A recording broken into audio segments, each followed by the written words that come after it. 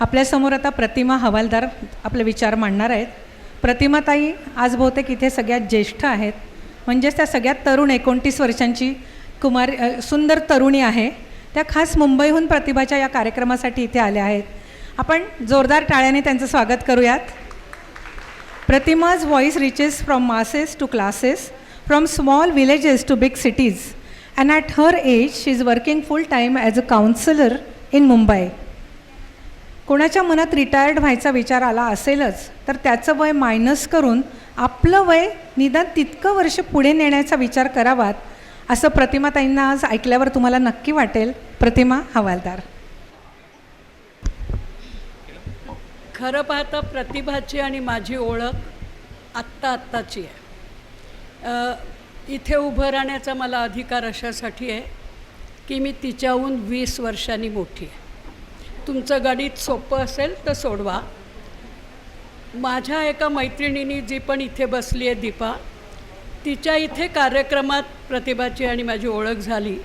आणि तुम्ही सगळ्यांनी आत्ता सांगितलं तेच, आडनाव माझं हवालदार आहे, पण तिने एखाद्याला पकडलं की ती सोडत नाही, म्हणून इतके लोक आज आपण इथे आहोत. मला तिने ऑर्डर केली पण मी मानली, कारण मानण्याजोगी ती आहे, जिचं ऐकावं असं ती आहे. म्हणून तिने मला सांगितलं तू येऊन जोडीदार ह्या शब्दावर बोलायचं आहे. थोडं कठीण वाटलं, पण तिच्याकडे पाहिल्यावर कुठल्याही शब्दाला कठीण म्हणणं ताकदच नाही. आणि तुम्ही पाहता ह्या सगळ्या. मी विचार केला मानसशास्त्र बाजूला ठेवूया, आयुष्यातलं ह्या विषयाविषयी जे काय कळतं ते बोलूया. जोडीदार, त्यातला जोडी हा शब्द प्रथम घेते.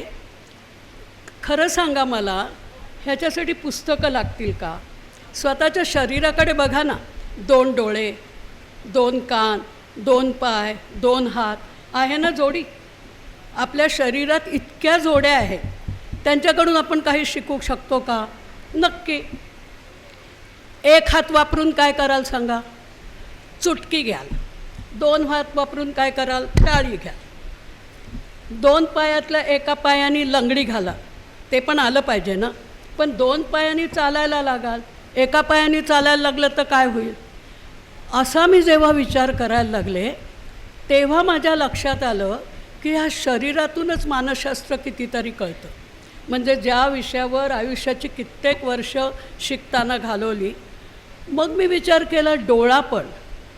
हो, दोन्ही डोळ्यांनी आपण पाहत असतो, पण तुमच्यापैकी लहान असताना डोळे मारले? 2 डोळ्यांनी मारता कधी? एका डोळ्याने मारतो.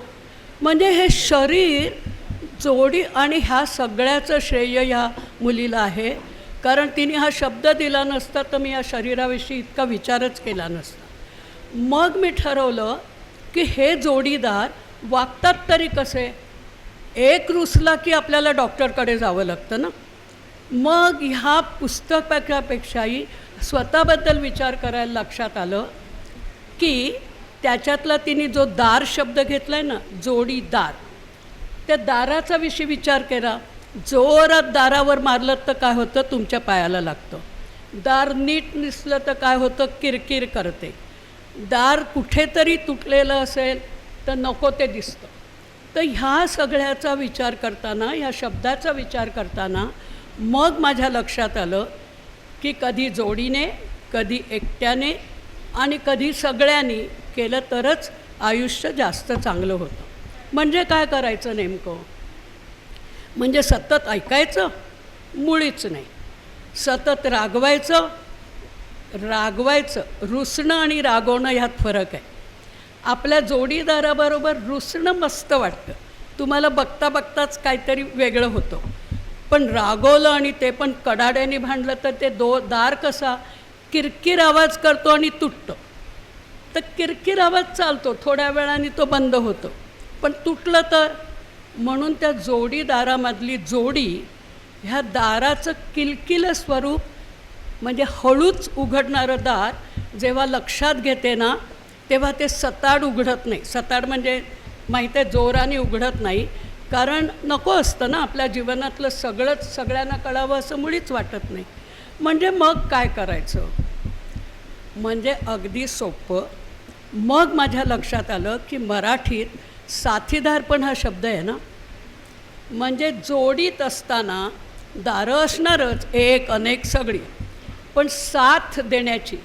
आणि आपण पाहतो ना, गाण्याचे प्रोग्राम तुम्ही ऐकता तेव्हा गाणारा खूप छान गात असेल, पण त्याच्याबरोबर असलेला तबला, त्याच्याबरोबर असलेली पेटी यांची साथ नसेल तर त्याने गायलेले सूर नाही आवडणार, कानाला नाही बरं वाटणार, आणि आज कुठेतरी सूर लागला नाही असं तुमच्या मनात येईल. हो ना, सगळीकडे तसंच. जे चित्र काढतात त्याला किती खूप सुंदर येत असेल, पण तो वेगवेगळे आता जे रंग येत आहेत त्याच्यामुळे त्या चित्राला पण एक छान आलं आहे.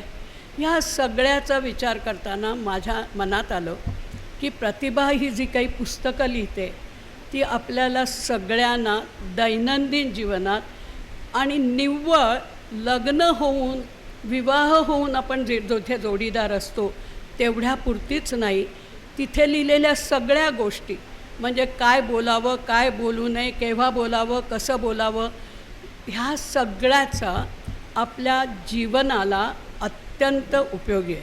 मला तिने जास्तीत जास्त 5 मिनटं दिली होती, आणि आडनाव हवालदार असल्यामुळे ते जर पाळलं नाही तर माझा जॉब जाईल, म्हणून मी ठरवलं की तुम्ही जोडीदार म्हणून जिथे जिथे कोणाच्याबरोबर जोडी असेल तिथून सूर चांगले निघावेत, तिथून चांगलं व्हावं, आणि इतरांनी तुमच्याकडे पाहत राहावं, आणि तुमचं उदाहरण घेऊन स्वतःचं जीवनही फुलवावं, सजवावं. यासाठी तिची सगळी पुस्तकं वाचा, कारण ती प्रतिभा आहे आणि मी प्रतिमा आहे. तिची मी रिफ्लेक्शन फक्त विचारांपुरती आहे, आणि जेव्हा जेव्हा ती मला काहीतरी विचारते तर कधीकधी मोठी बहीण, कधीकधी मावशी, आणि कधीकधी हवालदार म्हणून वागण्याची तिने मला परवानगी दिली आहे. अशीच मोठी हो, असंच लिहित राहा, कारण मी सुद्धा स्वतः प्रॅक्टिस करते. अत्यंत गरज आहे प्री मॅरेज काउन्सिलिंगची इतकी गरज आत्ता आहे, कारण मुळातच जर आपण काही केलं तर मग पुढे फार सोपं जातं, निदान सह्य होतं, याचा विचार करावा. पुन्हा एकदा मी अशी आहे की मी तुला आशीर्वाद देऊ शकते, त्यामुळे आजच्या ह्याला तिला आशीर्वाद देते. आणि असंच